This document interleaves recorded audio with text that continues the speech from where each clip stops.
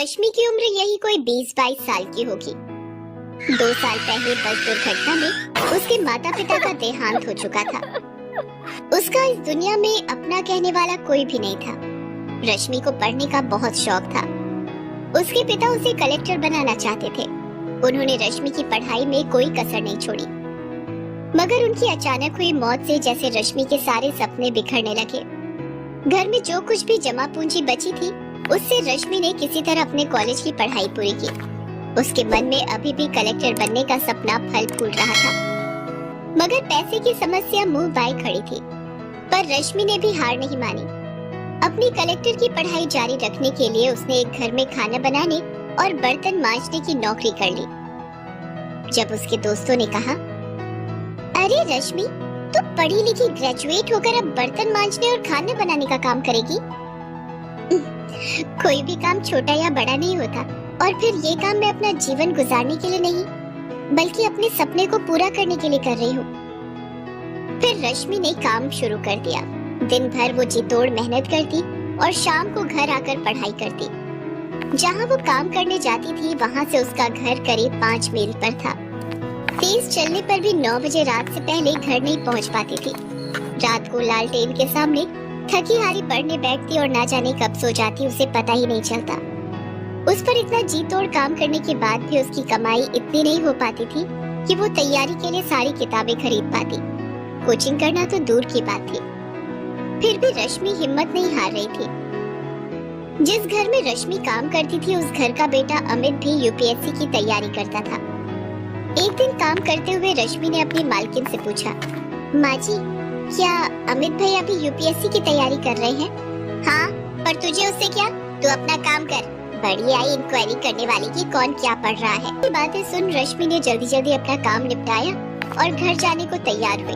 तब मालकिन ने कहा, कल जरा जल्दी आना, कुछ मेहमान आने वाले हैं घर पर, उनका खाना बनाना है। तेरे जो एक्स्ट्रा पैसे लगेंगे मैं दे दूंगी। माँ जी, मुझे पैसे नहीं चाहिए। अगर अमित भैया की पुरानी यूपीएससी की किताबें मुझे मिल जाए तो बड़ी मेहरबानी होगी। तभी अमित वहाँ आ जाता है। रश्मि की आखिरी बात उसके कानों में पड़ जाती है। वो उसका मजाक उड़ाते हुए कहता है, अच्छा, तो तू कलेक्टर बनेगी है?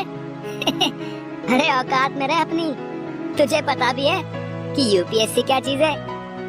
अच्छे अच्छों को नानी याद आ जाती, नानी। तेरे जैसे लोग कलेक्टर बनने लगे तो हो गया देश का उद्धार। अमित की बात पर उसकी माँ भी जोर से हंस पड़ी। रश्मि दुखी मन से वहाँ से निकल पड़ी। इस बात ने उसे थोड़ा दुखी तो किया, मगर उसके हौसले को तोड़ नहीं पाई। चाहे कितना भी मजाक उड़ा ले मेरा, मैं तो अपने सपने को पूरा करके ही दम लूंगी।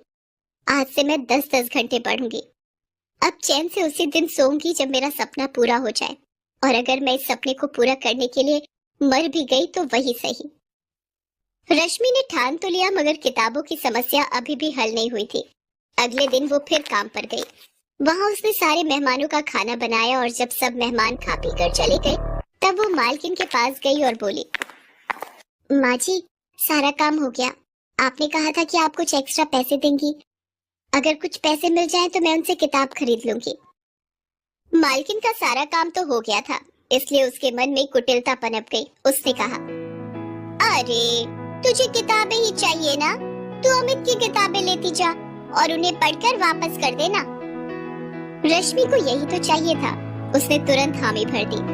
फिर उसकी मालकिन ने अपने बेटे अमित को बुलाया और कहा, बेटे, इसे अपनी कुछ किताबें दे दे। ये 2-3 दिनों में उसे पढ़कर वापस कर देगी। माँ के कहने पर अमित ने अपनी कुछ किताबें लाकर रश्मि को दे दी। इसके बाद तो जैसे ये सिलसिला ही चल पड़ा।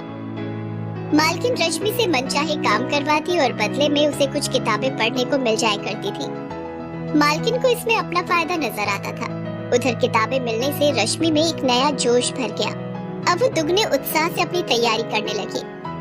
अमित की वो किताबें जो अलमारी में रखी धूल खा रही थी, उनके भी भाग्य जाग गए। एक दिन मालकिन ने काम करती हुई रश्मि से पूछा, क्यों रश्मि, तेरी पढ़ाई कैसी चल रही है? अब तो तुझे किताबें भी मिल रही हैं। रश्मि कुछ बोलती इससे पहले ही वहाँ अमित आ गया और बोला, अरे इसकी पढ़ाई कैसी चल रही होगी? सारा दिन तो ये यहाँ रहती है, पढ़ाई क्या खाक करेगी? क्यों रश्मि, तुझे पता भी है कि इस परीक्षा में कितने पेपर होते हैं? हाँ भैया, मुझे पता है कि इसमें कितने पेपर होते हैं। मेरी तैयारी दोनों पेपरों के लिए पूरी है। अच्छा, तुम मेरे एक सवाल का जवाब दो कि खजुराहो के मंदिर का निर्माण किसके शासनकाल में हुआ था? अमित की हवा निकल गई। उसे इस सवाल का जवाब नहीं पता था। क्या हुआ भैया? ये तो बहुत मामूली सा सवाल है, आपको इसका जवाब नहीं पता क्या? अमित कुछ नहीं बोला और चुपचाप वहाँ से चला गया। आज रश्मि ने अपनी सारी बेइज्जतियों का जवाब एक झटके में दे दिया था। रश्मि पूरी लगन से अपनी तैयारी करती रही। उसने पूरी परीक्षा का सिलेबस परीक्षा से 2 महीने पहले ही खत्म कर दिया। निश्चित समय पर परीक्षाएं हुई और रश्मि ने आसानी से प्री एग्जाम निकाल लिया। उधर अमित अपनी तमाम कोशिशों के बावजूद भी इसमें सफल नहीं हो पाया। रश्मि ने प्री की अपनी सफलता की बात किसी को नहीं बताई। जब तक मैं इंटरव्यू नहीं पहुंच जाती तब तक किसी को ये सब बताना ठीक नहीं है। इस तरह लगातार परिश्रम करते करते रश्मि ने मेंस की परीक्षा भी पास कर ली। अब सिर्फ इंटरव्यू देना बाकी रह गया था। इंटरव्यू से एक दिन पहले, देख रश्मि, कल अमित का जन्मदिन है, काफी सारे मेहमान आने वाले हैं, तू जरा जल्दी आ जाना। लेकिन माँ जी, कल तो मेरा आना मुश्किल है, कल मेरी आखिरी परीक्षा है। हाँ, बड़ी आई परीक्षा देने वाली, जितना बोला उतना कर। अगर कल तू नहीं आई तो फिर तुझे दोबारा यहाँ घुसने नहीं दूंगी। रश्मि ने मालकिन की बात नहीं मानी और निश्चित समय पर इंटरव्यू देने गई। मालकिन ने उसी दिन दूसरी नौकरानी रख ली। आने दो उस नवाबजादी को पगार मांगने, ऐसी खरी खोटी सुनाऊंगी कि जिंदगी भर याद रखेगी। मगर रश्मि उस दिन के बाद फिर कभी उस घर में नहीं गई। ईश्वर ने उसके भाग्य में कुछ और ही लिख रखा था।